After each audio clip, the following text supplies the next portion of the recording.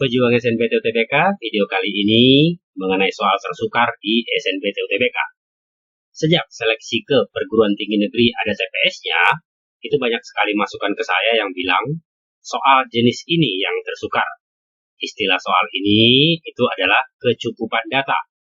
Kemampuan nalar dan analisis kita diuji untuk menentukan apakah data-data yang diberikan cukup untuk menjawab soal yang ditanya. Jadi untuk menjawabnya bisa kita balik menjadi apa saja data yang diperlukan untuk bisa menjawab pertanyaan soal tersebut.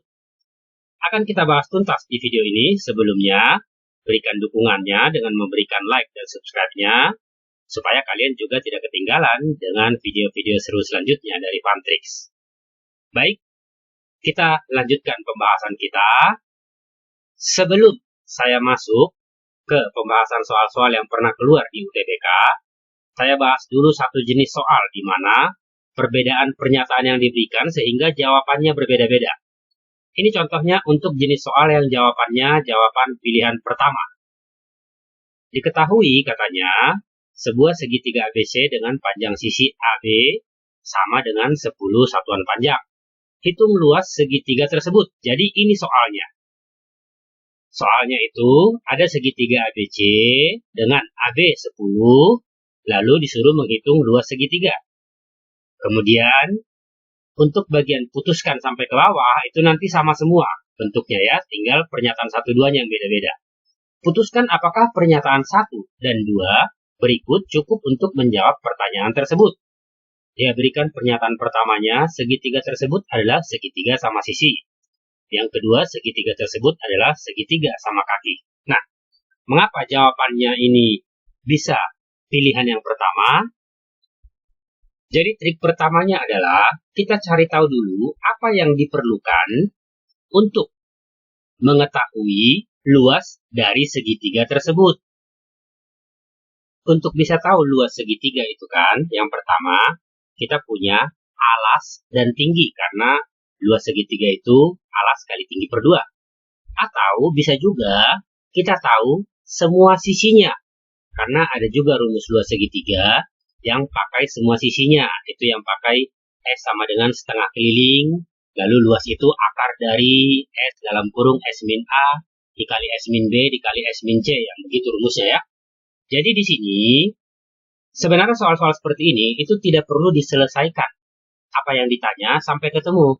Kita hanya perlu bernalar, beranalisis mengenai data yang diperlukan. Jadi nomor 1 misalnya, segitiga tersebut adalah segitiga sama sisi.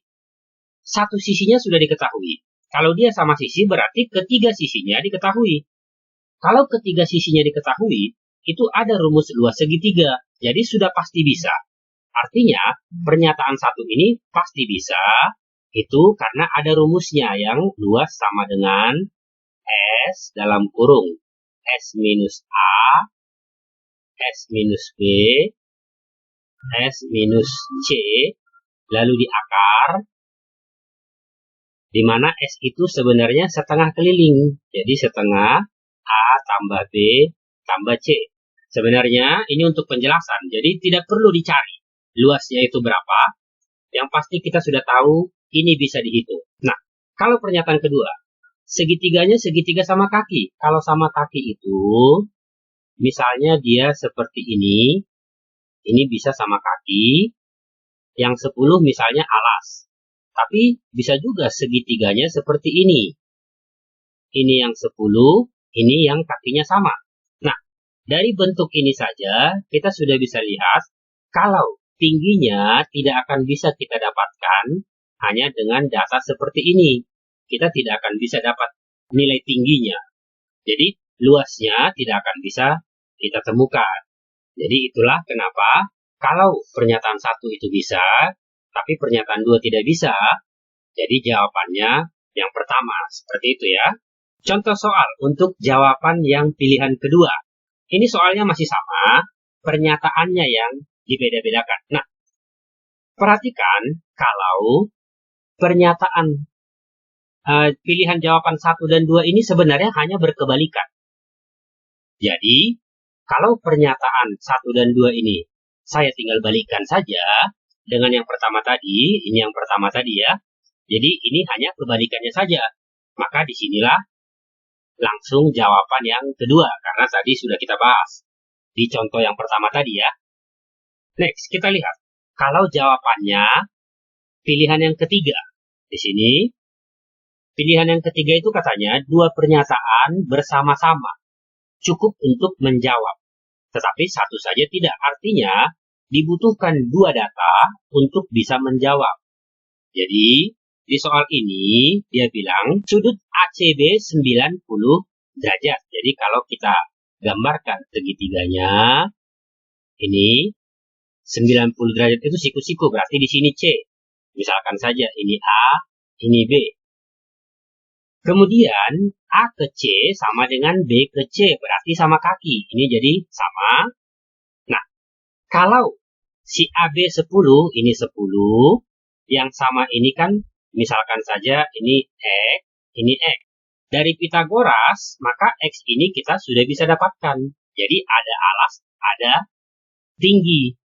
Pasti kita bisa mendapatkan luasnya. Jadi memang di sini, kalau hanya C siku-siku, kita belum bisa dapat apa-apa ya. Karena bisa saja siku-sikunya seperti ini C, atau bisa seperti ini. Ini C, 10-nya yang miring misalnya ya. Kita belum bisa dapat luasnya. Tapi kalau sudah diketahui katanya ini sama, maka tinggal Pitagoras kita dapat nilai X.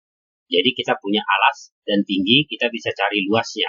Itulah kenapa jawabannya harus dua-duanya supaya bisa menjawab pertanyaan. Semudah itu ya. Contoh untuk jawaban pilihan yang keempat. Pilihan yang keempat itu katanya pernyataan satu saja atau pernyataan dua saja.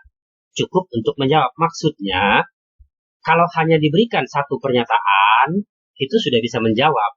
Jadi, kita lihat di sini. Pernyataannya katanya, yang pertama, segitiga tersebut segitiga sama sisi. Tadi kita sudah buktikan. Kalau sama sisi, berarti ketiga sisinya diketahui, sudah ada rumus luas segitiga. Kalau sudah diketahui ketiga sisinya. Lalu, yang kedua, AC sama dengan BC sama dengan AB. AC, BC, AB tanpa digambar pun kita sudah tahu. Kalau ini adalah ketiga sisinya. Jadi sebenarnya pernyataan satu dan pernyataan dua ini sama. Sama-sama segitiga sama sisi ya. Jadi artinya kita pakai yang satu saja atau kita pakai yang dua saja, itu sudah bisa menjawab.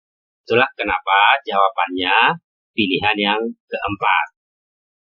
Next, kita lihat bagaimana kalau jawabannya yang pilihan kelima. Ini dia. Pilihan kelima ini katanya pernyataan satu dan pernyataan dua tidak cukup.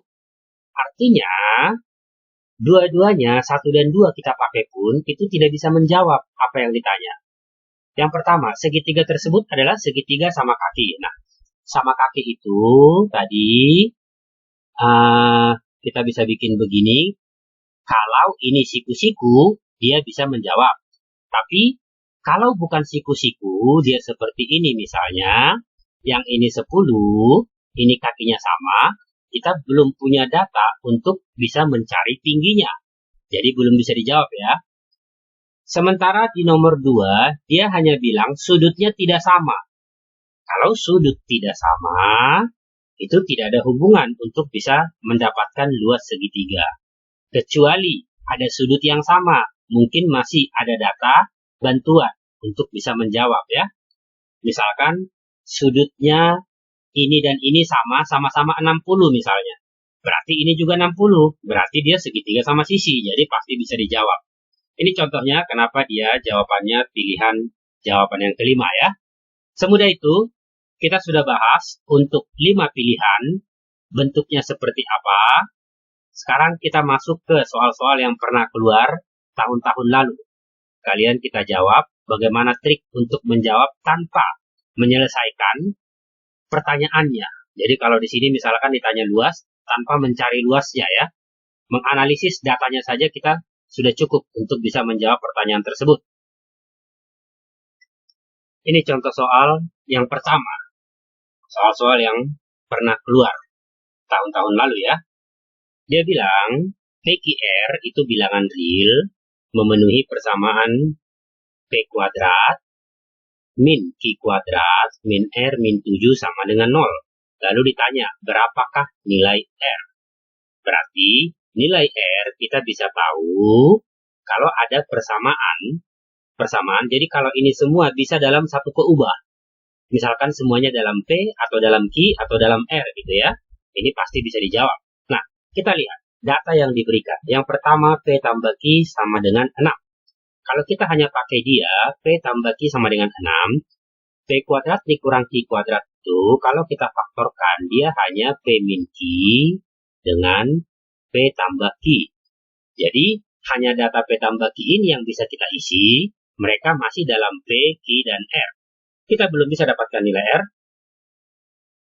Kalau kita gabung dua-duanya, dari yang pertama ini, kita sudah bisa cari Q dalam P, lalu kita bisa cari R dalam P juga. Jadi ini sudah fungsi P. Dua-duanya ya. Dua-duanya itu sudah fungsi P. Jadi nanti persamaan ini sudah pasti dalam P. Semuanya, kalau sudah dalam P, tidak usah pikirkan soalnya rumit atau tidak, mencari P itu sukar atau tidak.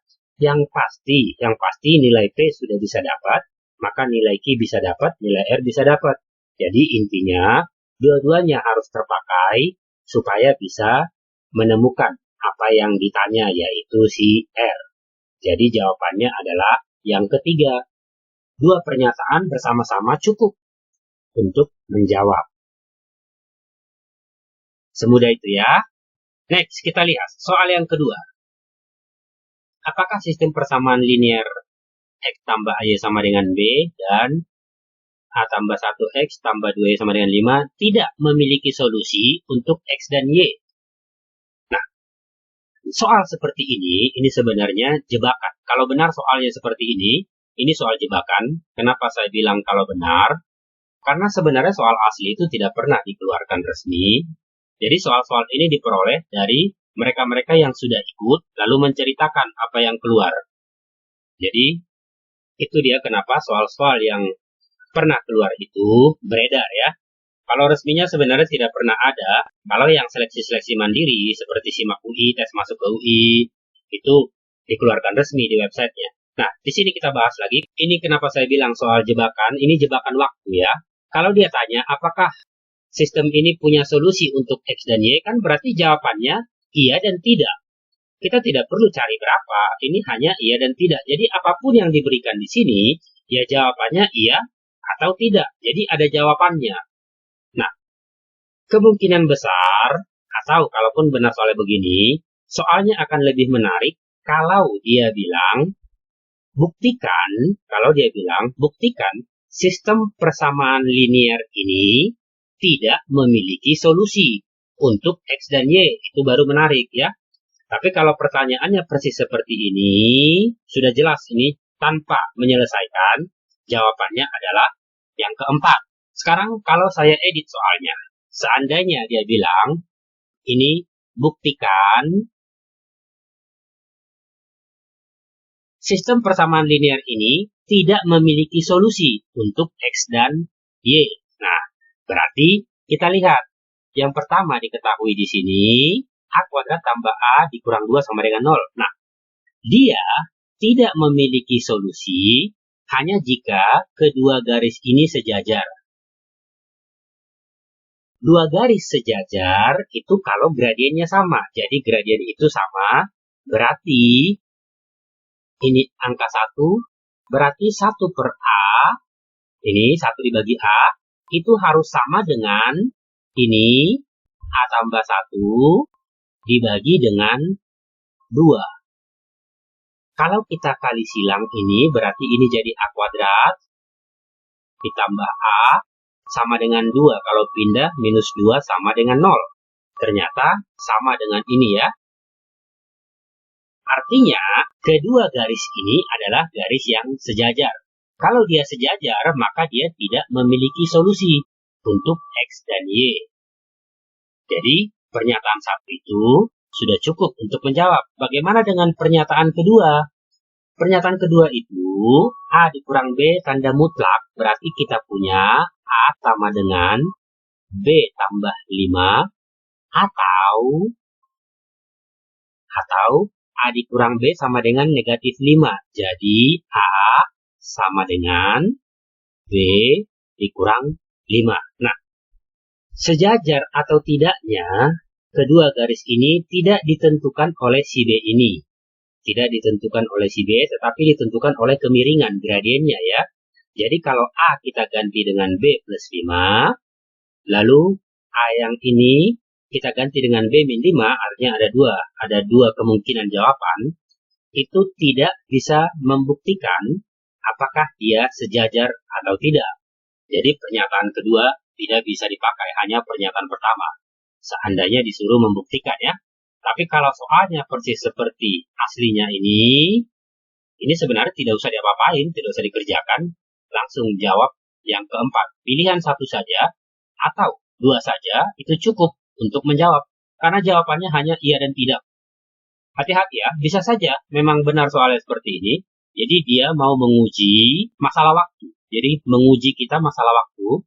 Yang bingung, yang lama bekerjanya, dia akan kehabisan waktu. Karena seleksi ini juga seleksi waktu ya. Next, kita lihat. Soal yang ketiga. Diketahui katanya rata-rata 3 bilangan bulat positif sama dengan 5. Berapa median data tersebut? Rata-ratanya 5. Artinya, kita tidak usah lihat dulu pernyataannya ya. Kita buktikan dulu apa yang dibutuhkan untuk menjawab ini. Itu caranya untuk menyelesaikan tipe soal seperti ini. Misalkan dia A, B, C. Kalau rata-ratanya 5, ini berarti ditambah, ini ada 3 data, berarti sama dengan 3 kali 5, 15. Jadi, persamaan ini yang kita miliki dari soalnya. Diketahui rata-rata 3 bilangan bulat positif sama dengan 5. Berapakah median data tersebut? Dari A tambah B tambah C sama dengan 15, kita belum tahu mediannya. Belum bisa menjawab berapa mediannya. Sekarang kita lihat pernyataan pertama. Jika satu bilangan diambil, maka rata-rata 2 bilangan sisanya 6. Ini rata-ratanya naik ya. Rata-ratanya naik. Seandainya ini terurut dari kecil, supaya rata-ratanya naik, kita ambil saja. Yang bisa kita ambil itu si A atau si B. Tapi sebenarnya sembarang pun bisa. Nanti diurutkan kembali, tidak apa-apa ya. Jadi kita anggap saja misalnya B tambah C atau A tambah C yang 6. Bisa juga misalkan A ditambah C sama dengan 6. Gitu ya. Jadi kita sudah punya ini ditambah ini. Rata-ratanya 6 berarti kali 2. 6 kali 2 ya 12. Jadi A tambah C 12. Berarti si B-nya kita sudah punya 3. 3 tambah 12, 15 ya. Nah, kita sudah punya si B angka 3. Meski demikian, si B tadi belum tentu di tengah-tengah. Belum tentu dia di tengah-tengah, jadi belum tentu dia mediannya. Karena tadi kita belum tahu itu urutannya seperti apa. Nah, sekarang kita pakai kedua. Jangkauan data tersebut sama dengan 8. Jadi, seandainya terurutnya ABC, seandainya terurutnya seperti ini, maka C dikurang A sama dengan 8. Jadi, kalau ada C dikurang A sama dengan 8, lalu ada C tambah A 12, maka A, B, dan C sudah bisa diperoleh. Kalau misalkan ini tadi kita bikin B tambah C juga yang 12, itu nanti akan sama ya. Pasti kita bisa dapat. Jadi, dua-duanya harus kita pakai sama-sama ini, supaya bisa menjawab apa yang ditanya ini. Pilihan jawaban yang ketiga. Semudah itu ya. Kita lihat lagi, soal yang keempat. Diketahui katanya modus dari 4 data bilangan asli sama dengan 12. Nah, modusnya 12. Berarti, kalau dia A, berarti kita anggap saja ini 12, 12, lalu B. Artinya A tidak sama dengan B, supaya modusnya 12. Itu maksudnya ya. Berapakah jangkauan data tersebut? Kalau dia sudah terurut, A paling kecil, B paling besar, jangkauannya B dikurang A ya. Seandainya B misalkan ada di sini, setelah A, berarti 12 dikurang A. Itu modusnya. Oke. Yang ditanya jangkauan data. Sekarang yang pertama. Pernyataan pertama, rata-rata data tersebut sama dengan 12. Nah, kalau rata-ratanya sama dengan 12, kita punya A ditambah B. Ini kalau 12, 12, 24. Berarti kita punya ini 24. Nah, pertanyaannya, kalau kita sudah punya A tambah B 24, apakah sudah bisa menjawab ini? Kan seperti itu. Tadi kita hanya punya diketahui modus. Nah, kita hanya punya ini. Lalu, sekarang kita punya ini. Kan belum bisa untuk menjawab yang ini ya. Kita lihat yang kedua. Median data tersebut sama dengan 12. Nah, seandainya ini terurut, mediannya sudah benar. Ini 12. Kalau dia terurut ya, ini sudah benar 12. Nah, tetap kita tidak punya data untuk memastikan nilai A dan nilai B. Karena kita hanya punya dia 24. Bisa saja ini 2, ini 22. Atau ini 4, ini 20. Kan bisa saja seperti itu ya. Jadi artinya masih belum pasti jangkauannya berapa. Jadi pernyataan 1 dan pernyataan 2 itu tidak cukup untuk menjawab pertanyaan pilihan jawaban yang terakhir. Next, kita lihat lagi. Soalan kelima, diketahui 4 bilangan. 2 PQR merupakan barisan aritmatika. Kalau barisan aritmatika, berarti nanti 2 tambah berapa, itu P tambah berapa, itu Q tambah berapa, itu R, berapanya, itu angka yang sama ya. Berapakah jumlah keempat bilangan tersebut? Nah, jumlahnya yang ditanya, ini tugas kalian. Coba kalian kerjakan, buktikan jawabannya itu yang pertama, kedua, ketiga, keempat, atau kelima. Tulis jawabannya di kolom komentar. Kalau tidak paham pun nanti ajukan pertanyaan di kolom komentar supaya didiskusikan sama-sama. Mungkin ada teman-temanmu nanti yang sudah bisa menjawab. Kita bisa saling diskusi. Semangat terus belajarnya. Jangan menyerah. Semoga sukses.